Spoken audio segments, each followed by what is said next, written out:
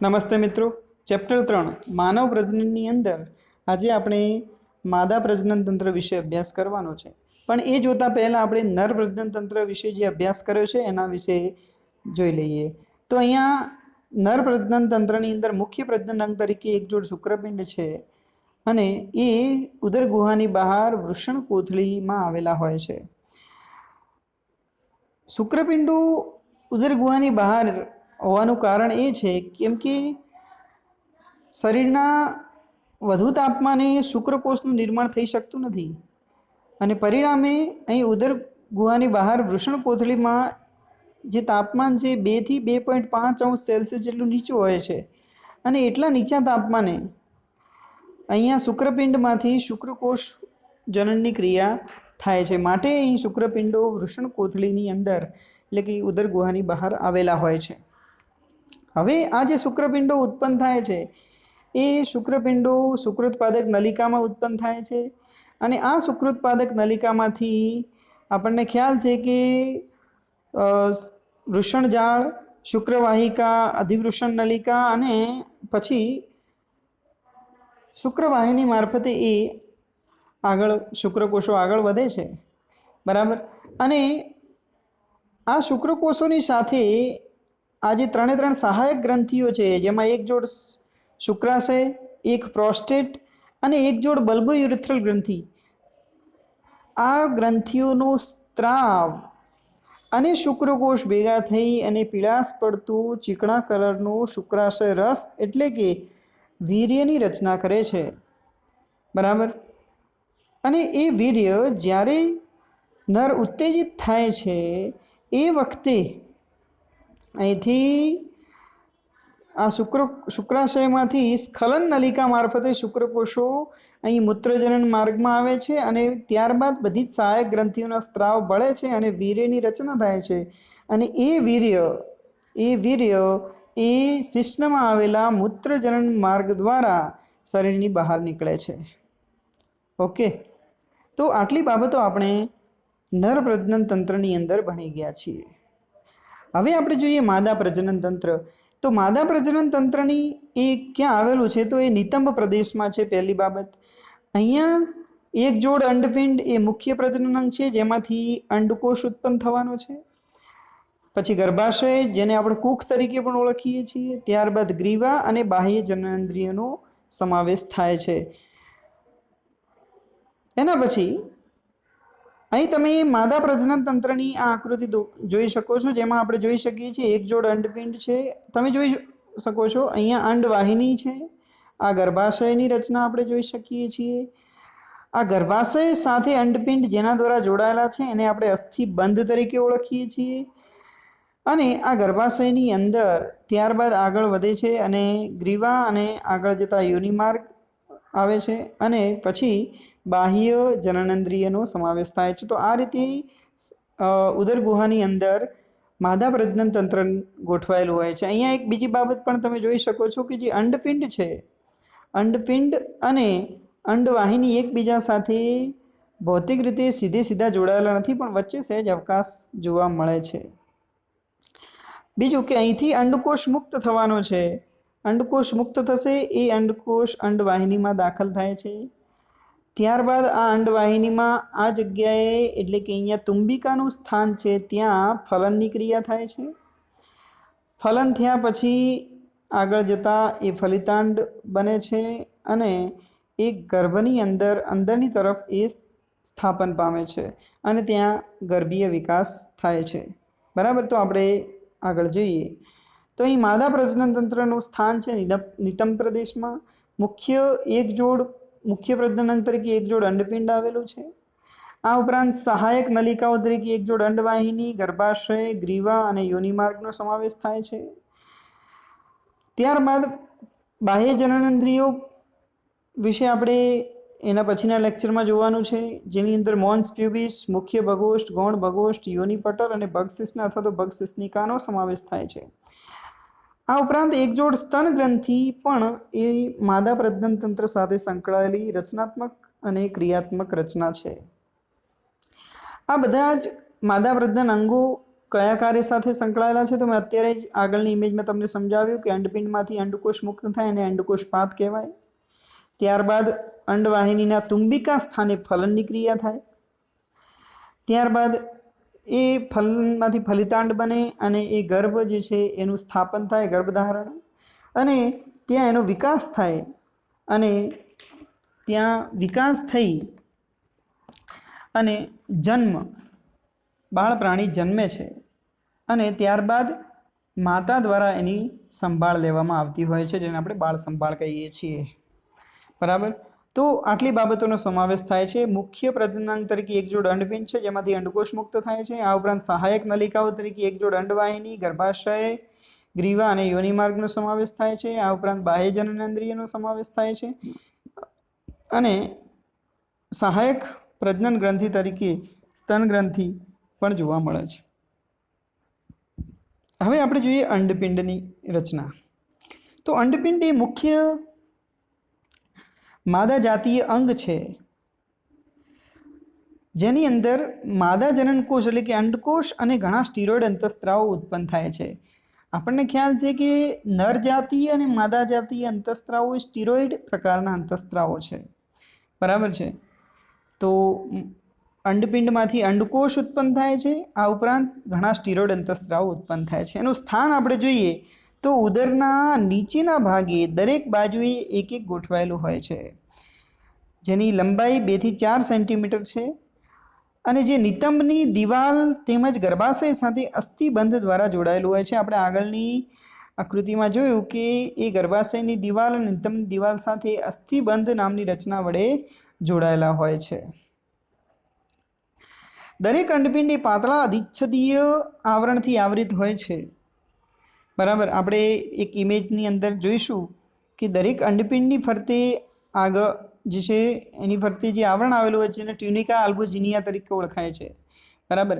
અંડપિંડીય આધારકને આવરે છે અને આધારક એ 2 વિસ્તારમાં વિભાજિત છે. ધારો કે આ અંડપિંડની આપણે રચના જોઈએ તો અહીં બે વિસ્તારો જોવા મળશે. જે આ વિસ્તાર છે, અહીં આકૃતિમાં તમે જોઈ શકો છો, આ જે વિસ્તાર તમે છે એ બાહ્યકનો વિસ્તાર છે અથવા તો પરિઘવર્તી બાહ્યક કહીશું, જ્યારે આ અંદરનો જે વિસ્તાર છે એને મજ્જક તરીકે ઓળખવામાં આવે છે. બરાબર. એટલે કે અહીંયા દરેક અંડપિંડ પાતળા અધિચ્છદીય આવરણથી આવરિત છે. અંડપિંડીય આધારકને એ આવરેપ છે. આધારક 2 વિસ્તાર ધરાવે છે, એક તો પરિઘવર્તીય બાહ્યક અને અંદરનું મજ્જક. આ પણ આપણે ઇમેજ દ્વારા તમને સમજાવવાનો પ્રયાસ કરીશું. એના પછી છે અંડવાહિની અથવા તો એને આપણે ગર્ભાશય નળી તરીકે પણ ઓળખીએ છીએ.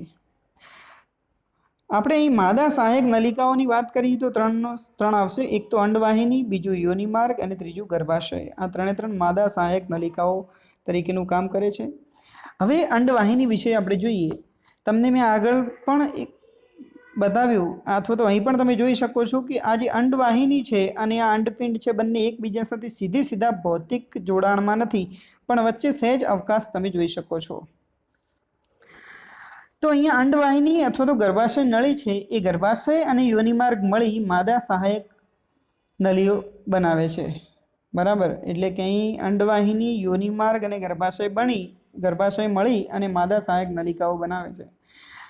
આ જે નલિકાઓ છે એ અંડપિંડના પરિઘ વિસ્તારથી ગર્ભાશય સુધી લંબાયેલ, બરાબર, અંડપિંડના જે પરિઘ વિસ્તાર છે ત્યાંથી ગર્ભાશય સુધી લંબાયેલી આ રચના તમે અહીં નીચે જોઈ શકો છો, જે આશરે 10 થી 12 સેન્ટીમીટર લાંબી હોય છે. 10 થી 12 સેન્ટીમીટર લાંબી હોય છે અંડવાહિની. બરાબર. તેના અંડપિંડની નજીક રહેલ ગળણી આકારના ભાગને આપણે અહીં જોઈ શકીએ છીએ. આ જે અંડપિંડની નજીક રહેલો જે ગળણી આકારનો ભાગ છે, આ ભાગ છે એને આપણે શું કહીશું? પહોળા ભાગને અંડવાહિની નિવાપ તરીકે ઓળખવામાં આવે છે. અંડવાહિની નિવાપની કિનારીઓ આંગળા જેવા પ્રવર્ધ ધરાવે છે. અહીં તમે આવી રીતે આપણે જોઈ શકીએ છીએ કે આ અંડપિંડ છે અને આવી રીતે એના ઉપર આવી રીતે આંગળા જેવી પ્રવર્ધમય રચનાઓ તમે જોઈ શકો છો, જેને ફિમ્બ્રી તરીકે ઓળખવામાં આવે છે. આંગળી જેવા પ્રવર્ધો જોવા મળે છે જેને ફિમ્બ્રી કહે છે, જે અંડપાત બાદ મુક્ત થતા અંડકોષને એકત્રિત કરવામાં મદદ કરે છે. અહીંથી જ્યારે અંડકોષ મુક્ત થાય, ત્યારે આ જે આંગળી જેવા પ્રવર્ધો છે એનું સતત હલનચલન થવાને કારણે જે પણ દેહકોષ્ઠીય જળ છે એ બધું જ અંડવાહિનીમાં દાખલ થતું હોય છે એ વખતે, બરાબર. અને પરિણામે મુક્ત થતો અંડકોષ પણ ક્યાં અંડવાહિનીમાં દાખલ થાય છે, બરાબર. તો અહીં ફિમ્બ્રીનું કામ છે અંડપાત બાદ મુક્ત થતા અંડકોષને એકત્રિત કરે છે. ઓકે. અંડવાહિની નિવાપ તુંબિકાથી ઓળખાતા અંડવાહિનીના પહોળા ભાગ તરફ દોરાઈ જાય છે. આગળ અંડવાહિની નિવાપ પછીનો જે પહોળો ભાગ આપણે અહીં જોઈએ છીએ અને તુંબિકા તરીકે ઓળખાય છે. અને અંડવાહિનીનો જે અંતિમ ભાગ છે જે ગર્ભાશય સાથે જોડાય છે એને આપણે ઇથમસ તરીકે ઓળખીએ છીએ. આમ અંડવાહિની મુખ્ય 3 ભાગો ધરાવે છે: અંડવાહિની નિવાપ, પછી તુંબિકા અને ઇથમસ. ઓકે. અને ઇથમસ જે છે ગર્ભાશય સાથે જોડાય છે. અહીંયા આપણે અંડપિંડની એક ઇમેજ બતાવી છે જેની અંદર આપણે જોઈ શકીએ છીએ આ અંડપિંડ છે એની અંદર આ મજ્જકનો ભાગ છે, બરાબર. જ્યારે તમે આ પીળા કલરમાં જોઈ શકો છો એ બાહ્યકનો ભાગ છે. ઓકે. જેની અંદર પુટિકાઓ જોવા મળે છે, ઘણી બધી પુટિકાઓ જોવા મળતી હોય છે. આ એક બીજી આકૃતિ પણ એ જ અંડપિંડની છે. આપણે જુદી જુદી ઇમેજ દ્વારા તમને અંડપિંડની અંતસ્થ રચનાનો ખ્યાલ આપવાનો પ્રયાસ કરીએ છીએ કે અહીંયા તમે જોઈ શકો છો કે ભાઈ આ બાહ્યકનો વિસ્તાર છે અને આ ભાગ જે છે આ અંદરનો એટલે કે મજ્જકનો વિસ્તાર છે. આના સિવાયનો આખો જે ભાગ આપણે જોઈએ છીએ એ બાહ્યક છે. હવે અહીંયા તમે જોઈ શકો છો કે પુટિકાઓમય રચનાઓ અહીં જોવા મળે છે. ઘણી બધી પુટિકાઓ અહીંયા જોવા મળે છે અંડપિંડની અંદર. તો પ્રાથમિક પુટિકા છે, દ્વિતીયક પુટિકા, તૃતીયક પુટિકા અને આ જે છે ગ્રાફિયન પુટિકા કહેવાય. અને એની અંદર દ્વિતીય પૂર્વ અંડકોષ હોય. એના પછીની આકૃતિમાં તમે જોઈ શકો છો આ અંડકોષ મુક્ત થતો બતાવ્યો છે જેને આપણે અંડકોષ પાત તરીકે ઓળખીએ છીએ. અને આ અંડકોષ મુક્ત થયા બાદનું જે આ ગ્રાફિયન પુટિકા છે એને આપણે કોર્પસ લ્યુટિયમ તરીકે ઓળખીએ છીએ. અને આ કોર્પસ લ્યુટિયમમાંથી પ્રોજેસ્ટેરોન અંતઃસ્ત્રાવનો સ્ત્રાવ થતો હોય છે, બરાબર. અને કોર્પસ લ્યુટિયમ આગળ જતાં વિઘટિત થાય છે જેને આપણે કોર્પસ આલ્બિકન્સ તરીકે પણ ઓળખીએ છીએ. 1 માર્ક્સની અંદર ઘણી વખત નીટના પ્રશ્નો તમે વાંચશો તો આ પ્રશ્ન તમે જોઈ શકશો. કોર્પસ લ્યુટિયમ પછી શું જોવા મળે છે? તો કોર્પસ આલ્બિકન્સ જોવા મળે છે. તો અહીંયા અંડપિંડની અંદર જોઈએ તો પરિઘવર્તી બાહ્યક અને આ વચ્ચેનો અંદરનો મજ્જકનો ભાગ આપણે જોઈ શકીએ છીએ. અહીંયા પુટિકાઓ તમને વિકાસ પામતી પુટિકાઓ બતાવી. આ જે છે અંડકોષ મુક્ત થતો એટલે કે અંડકોષ પાત બતાવ્યું છે. અંડકોષ પાત બાદ જે ગ્રાફિયન પુટિકા છે એ કોર્પસ લ્યુટિયમમાં ફેરવાઈ જાય છે અને ત્યારબાદ કોર્પસ આલ્બિકન્સમાં રૂપાંતર પામે છે. તો આ આપણી બુકની અંદરની આકૃતિ છે જે પણ એ જ બતાવવા માંગે છે. અહીંયા તમે જોઈ શકો છો રુધિરવાહિની. મેં તમને પહેલાં પણ કીધું હતું કે બે રચનાઓ એવી છે કે જે દરેક અંગ પાસે હશે, એક રુધિરવાહિની અને બીજી ચેતા. કેમ કે રુધિરવાહિની એ પોષક દ્રવ્યો જે તે અંગને આપે છે, જ્યારે ચેતા એ સંવેદના માટે મહત્ત્વની છે. તો અહીં તમે જોઈ શકો છો પ્રાથમિક પુટિકા, અહીં આગળ જતાં દ્વિતીયક પુટિકા, ત્યારબાદ તૃતીયક પુટિકા જેની અંદર ગુહા જોવા મળે છે અને ત્યારબાદ ગ્રાફિયન પુટિકા. અને આ ગ્રાફિયન પુટિકામાંથી મુક્ત થતો અંડકોષ, બરાબર છે. અને આ અંડકોષ મુક્ત થયા બાદની જે ગ્રાફિયન પુટિકા છે એ કોર્પસ લ્યુટિયમ તરીકે ઓળખાય. એમાંથી કયા અંતઃસ્ત્રાવનો સ્ત્રાવ થાય છે? તો પ્રોજેસ્ટેરોન અને ત્યારબાદ કોર્પસ આલ્બિકન્સ. ઓકે. તો આ થઈ ગઈ અંડપિંડની રચનાની વાત. હવે આપણે તો આ બુકની અંદર પણ આપણને આકૃતિ આપેલી છે કે માદા પ્રજનન તંત્રની દર્શાવતા છેદની રેખાકૃતિ દોરો. અથવા તો એવી રીતે પ્રશ્ન પૂછાય બોર્ડની પરીક્ષામાં કે માદા પ્રજનન તંત્રની આકૃતિ દોરી અને કુખ વિશે સમજાવો. કુખ એટલે કે ગર્ભ વિશે, ગર્ભાશય વિશે સમજાવો, એવી રીતે.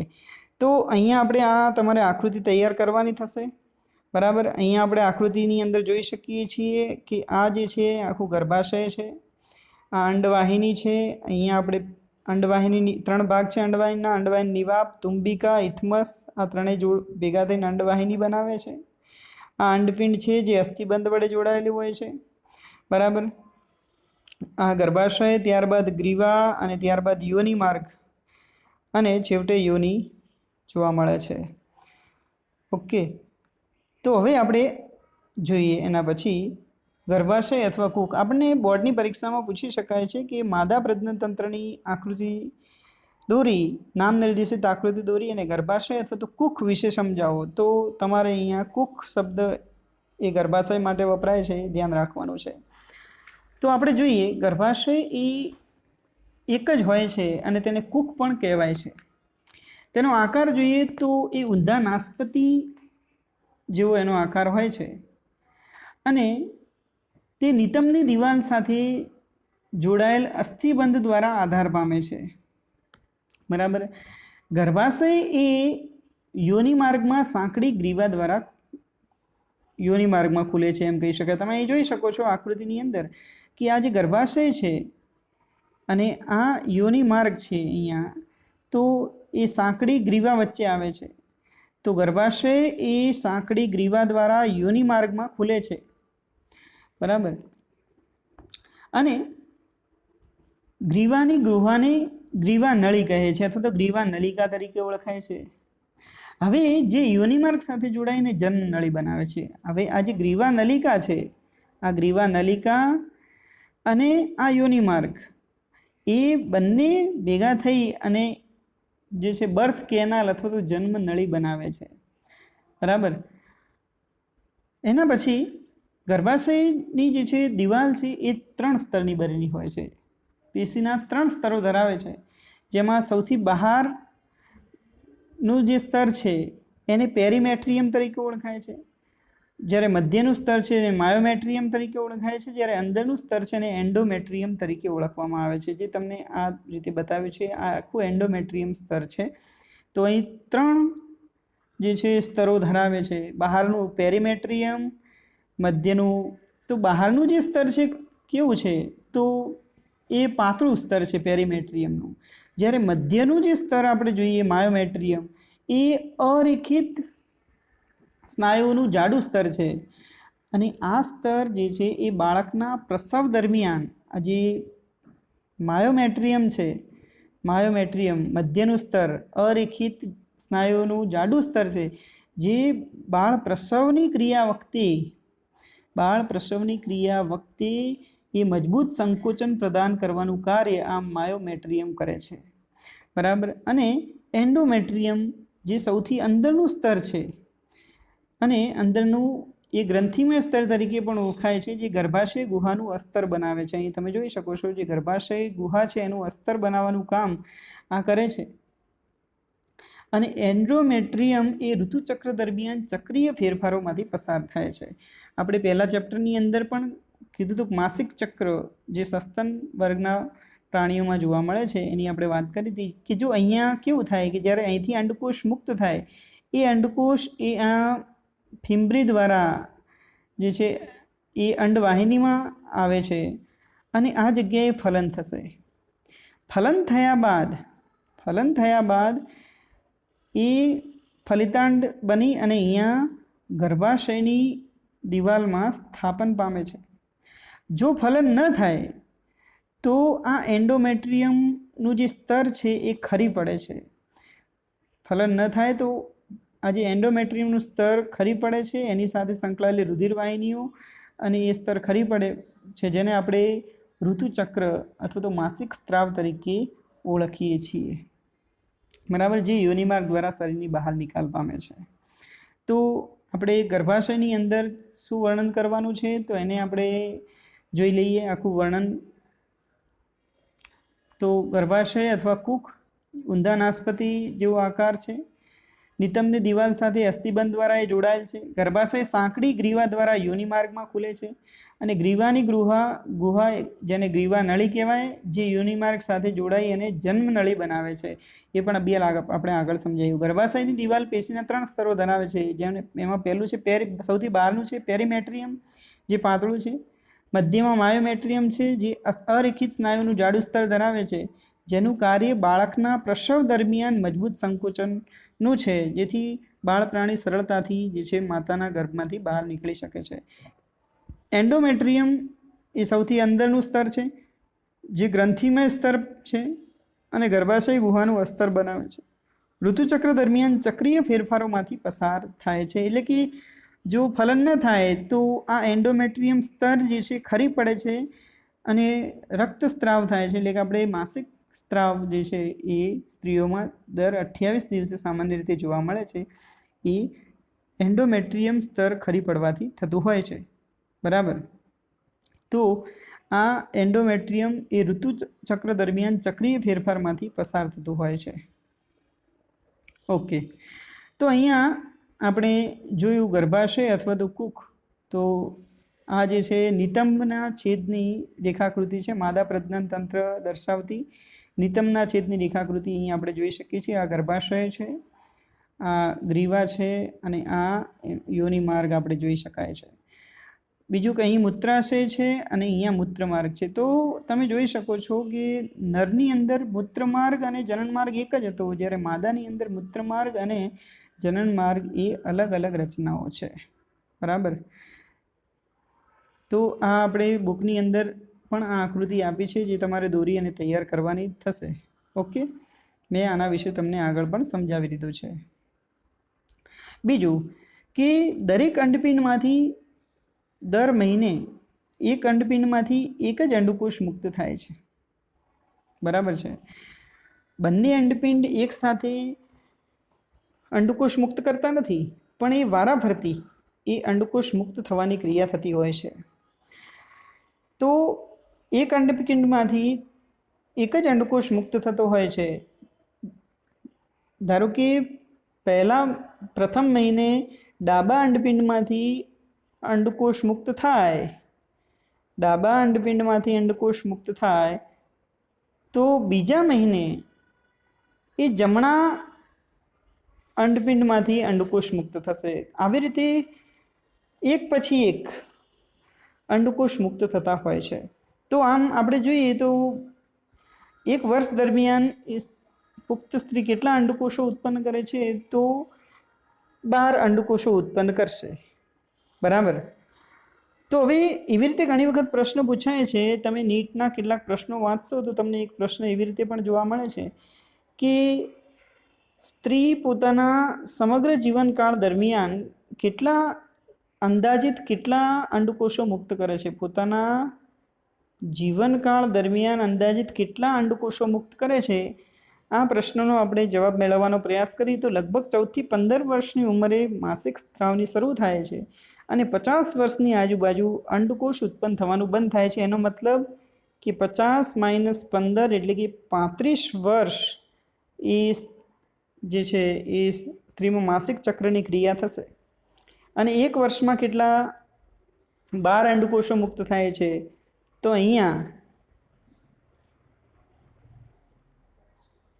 લગભગ 420 અંડકોષો જે છે પોતાના જીવનકાળ દરમિયાન મુક્ત કરતી હોય છે. એટલે લગભગ અંદાજિત 400ની આજુબાજુનો જે આંકડો છે એ તમારો સાચો જવાબ રહેશે. તો સ્ત્રી પોતાના જીવનકાળ દરમિયાન કેટલા અંડકોષો મુક્ત કરે છે? તો લગભગ 420 એટલે કે 400ની આજુબાજુ અંડકોષો મુક્ત કરતી હોય છે.